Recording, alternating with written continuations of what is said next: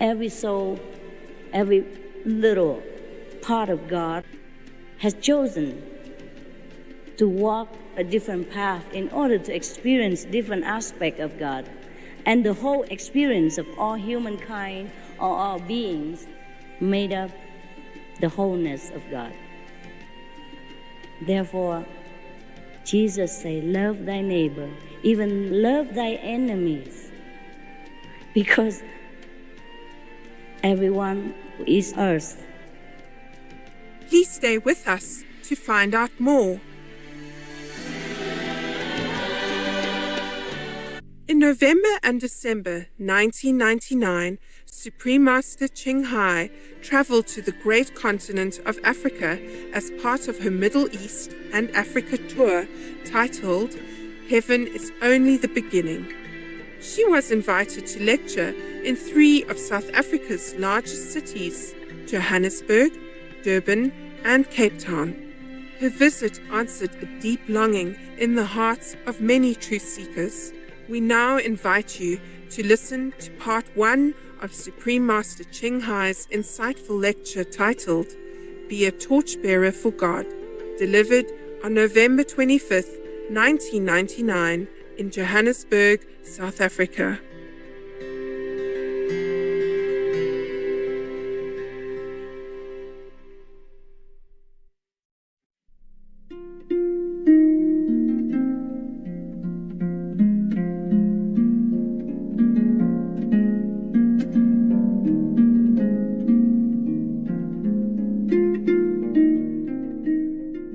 Ladies and gentlemen, it is time to experience the enlightening wisdom of the Supreme Master Ching Hai. Thank you, thank you.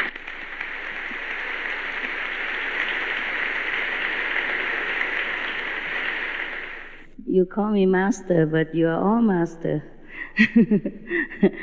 You just forget.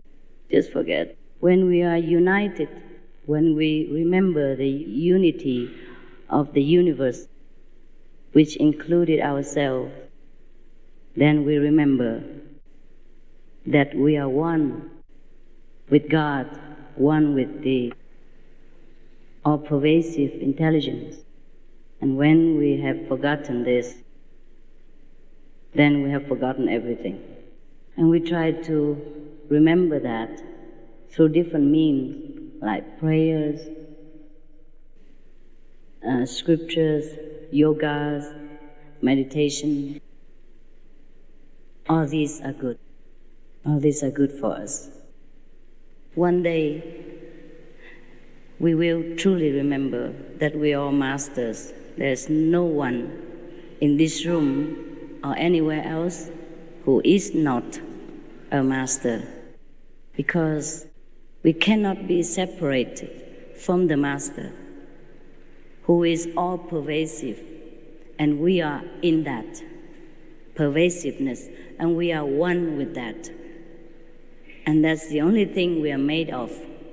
There's nothing else that made of our beings except God's essence, except the greatest things that we call truth, wisdom, God, Goddess, Buddha, name whatever you like to call this greatest being in the universe, which is even one with us, with every of us.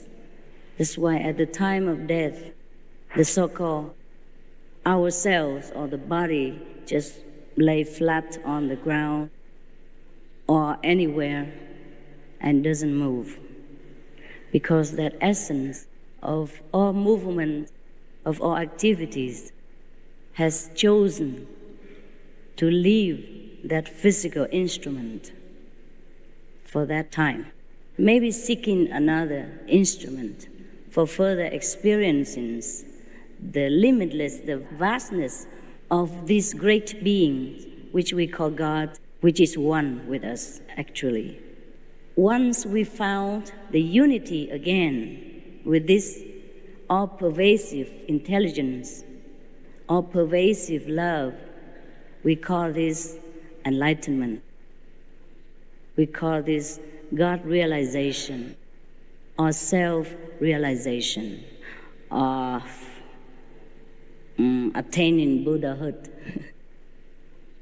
different countries name this intelligence, this wisdom, this greatest love by different terminology because they speak different language. Otherwise, they're just one. The oneness that encompasses all things, including ourselves. And we are never, ever separated from this oneness, even if we try. The only reason we feel separated from this oneness is because we have chosen to forget the unity so that we can re-experience again this greatness. And we can recreate ourselves again through forgetfulness or remember again the bliss of heaven, of unity with God, which is ourselves, our greatest self. For example, many people ask me all the time, what happened when we die? I always say, I didn't die yet, so I don't know. But we could experience the feeling of death during our deepest prayers or contemplation. When we are in the deepest prayers, we will be oblivious to all the surrounding, including ourselves, and all the worries will depart from us. This is the time when the Indian yogi is called samadhi. During this samadhi time, we will experience oneness with God, almost like the time when we die. That's why in the Bible it is mentioned that learn to die so that you will begin to live. And a saint also say, I die daily. Whoever forsake the flesh for the spirit will find God, etc., etc. How do we forget or forsake the flesh? Every day we have so much problem of living, of survival. Every little things that we see around us, everything we encounter during our lifetime always try to remind us that we are a physical being. We are just a mere mortal, a weak, feeble human being, helpless in front of destiny. So how can we forget this? We can. We can if we practice. We can if we know how. It is very simple. Every one of us can do this. We have children from 6 years old, even younger than that, 5. They already experience oneness with God. They experience the feeling of forsaking the flesh and unite with the spirit, or visiting heaven while living. It's just like I'm coming to Africa to visit your beautiful country. And then tomorrow or next days, I will go back to another country or back to where my house is. It is as simple as that. We could visit heaven and go back to earth again, not by the body, but by our own essence of being. We call it the soul or the spirit, which is always one with God. The body is just like a focus point so that the soul can pay all the attention there in order to gather some earthly experience that he wants to experience, so that he can temporarily, if the soul is a he or a she, we have to say something. Okay, she or he want to experience something in this material existence, then that soul or that part of that great beings of God has to focus on some point. Focus so much so that he can forget completely about his oneness with God. At that moment, we're born. We say we're born in the physical world and we have a body. And so long as the soul or that part of God consciousness still concentrate on this focus point of the body, or whatever body he chose to focus on, we say that that's a he, that's a she, that's a human being, or that's a what. Actually, that part of the soul, or we call individual soul, has never left the whole of God consciousness. So we have never been really born, or we have never died. But we could choose to forget completely about God, about the whole unity of ourselves, and just focus on this physical being. Then we would never experience Godhood, even though God is all over us, everywhere. But if we choose to be awakened, to remember, then we can. We can forsake our attention for a while. Don't focus on this physical being for a while. We focus back to the unity. Then we can find God. We realize that we have never left God. Then we one with God, and we are always never separated from God. So that is just the secret of the universe. It's nothing much more than ourselves, our own consciousness, make choices all the time. We choose to be a human being, then we focus on a human body. So we have experience of human life, all the sorrow, the suffering, the happiness, the adventures of the flesh, the pleasures, the pain. The moment we feel we have enough of physical experience, we want to experience something different, then we choose another choice. We might choose to be a diva, or we might even choose to experience to be a flower. That's also possible. And that's why it is born the theory of reincarnation, of transmigration into different levels of existence. But actually, we have never gone anywhere at all. Neither go up nor go down. We just forever flowing in the life force of the universe, forever being in God's heart, but forever experience different focus points for our own pleasure, for our own amusement. But while we are in the physical body, sometimes we have forgotten the wisdom of ourselves. Therefore, we have forgotten the choice that we have made before we came here. So the choice we have made might have led us to some pain or suffering. Then now we complain. We complain so much because we don't like the suffering. The body doesn't like the suffering. The mind doesn't like the pressure. But that was what the soul wants to experience. He wants to experience pressure so that he can appreciate again the freedom in God consciousness. He wants to choose suffering so that he can enjoy thousandfold again when he enters eternal bliss once more. That's why we are here, so that we know God more, we know ourselves more. Just like we are the king of ancient nation, sometimes the king disguise himself as a commoner and go among the people in order to understand what true citizenship is like. And then when he comes back, he appreciates his position better, his comfortable palace, or the servants that serve him, or the power that he has. When he disguises himself as a commoner, he has to undergo all kind of hardship, all kind of ordinariness, just like every one of his subjects. He cannot reveal himself that he's a king. In fact, he must completely cover up his identity so that he can truly merge with the people of his nation and experience what their daily life is like. Similarly, we were once with God consciously at that time.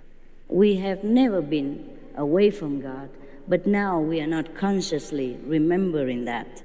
So we had enough of the suffering of this physical life. We had enough of the mundane experience. So we get bored. We feel there's nothing really here anymore for us to enjoy. We would like to know where we come from. What else is there in this vast universe of God's creation that we should experience? This is the time when we ask this question, when we wonder like this is the time we will experience enlightenment. We're ready. We're ready for it. So we came all this time to be a human being, to be different human beings. Sometimes if we have focused on one focus point or one human existence and we didn't feel we have enough of physical enjoyment of physical adventure, then we focus on another existence of another human being again. And then we continue further until we get tired. So actually, anyone who is ready can experience God's light, God's unity and enlightenment. That is very simple like that. It's your choice only. You've chosen to forget, and now you've chosen to remember. So if you think you have chosen now to remember again, then of course I'm here to serve you. Because God has given me permission and ordered me to do that. Maybe one day, after you have remembered everything about yourself, God will also say the same to you. Go, my son, go, my daughter, do some service to my children or to myself, because we have never been separated from God. Remember that. Even if you don't remember, just believe me. We have nowhere to go except inside God's consciousness. We have nowhere else except in God's house right now. Everywhere He encompasses every being in this universe. All the flowers, the sun, the moon, the star, the planets, the galaxies are all inside God. There is nothing that escapes Godhood. For a conscious soul, there is no such thing as hell, but just a temporary passing experience that he has to go through in the course of eternity, because he has chosen to experience some so-called suffering in order to grow, in order to understand happiness again. Every soul, every little part of God has chosen to walk a different path in order to experience different aspects of God. And the whole experience of all humankind or all beings made up the wholeness of God. Therefore, Jesus said, love thy neighbor, even love thy enemies, because everyone is earth. They have chosen to play that role only. There is no enemy. Just us, just God, different focus points to make life more abundant, more variety, more different, more colorful. Just like He made us even so different colors so that we can enjoy each other. Like I look like yellow cornflakes, corn, and you look like chocolate.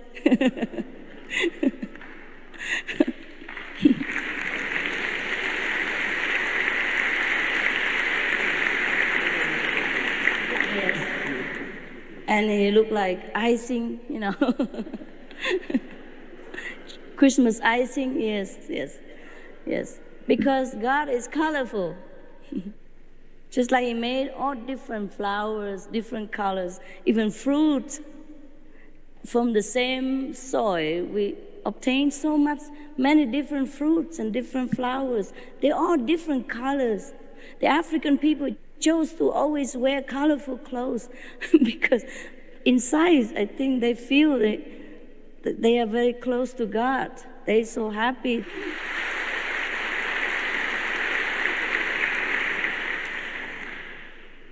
So there is not really anything mysterious or difficult about finding God or finding our true self, because we have never been anything else but God, God's essence, one with God, or God's children, God's offspring, a spark of God, a part of God.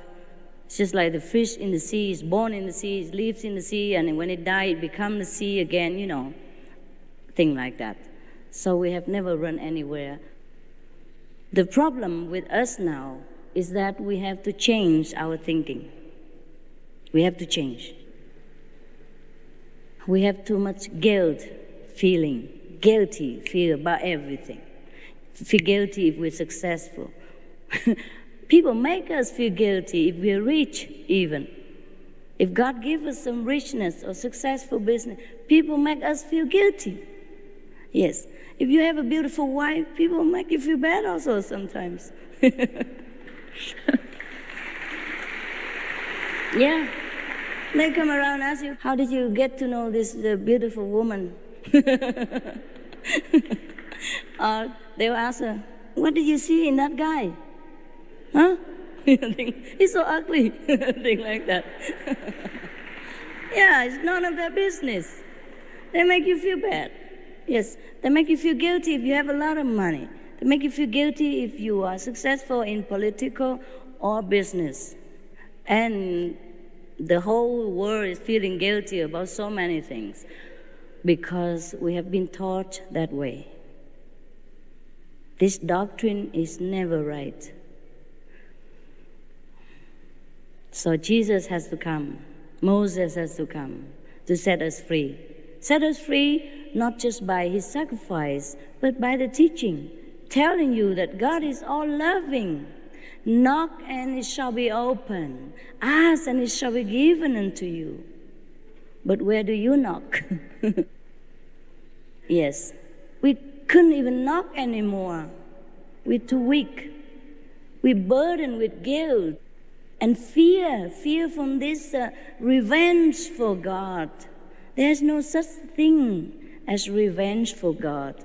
He is revengeful. He's like us, like you and me.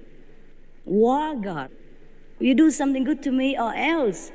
This is not God. Can you imagine such a God? Then we don't need to worship such a small-minded and narrow person. If he's really a person, if there is a God like that, we should not worry about worshiping him. Because it's just like one of any of the power abusing people. Even in this planet, think about it.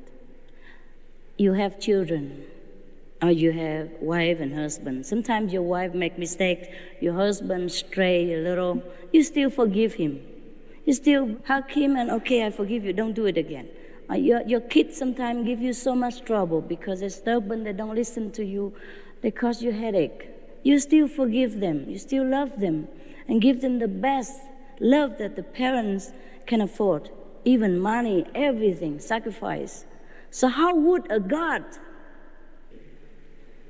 the greatest father or mother of all the universe, could be revengeful? Could condemn you to hell just because you're human, you don't know any better, and you make mistakes sometimes. So this kind of fear has been inflicted upon us generation after generations. That's why we find ourselves too weak now to even believe in there is a God who would even answer our prayers. That's why when we pray, we don't pray with a whole heart. We don't have conviction that our prayers will be answered. But it states in the Bible, knock and it shall be opened. Ask and it shall be given. It is like that. It is truly like that about God. No matter what you do, he will always answer your prayers. We just have to listen. I'm going to show you how to listen to him.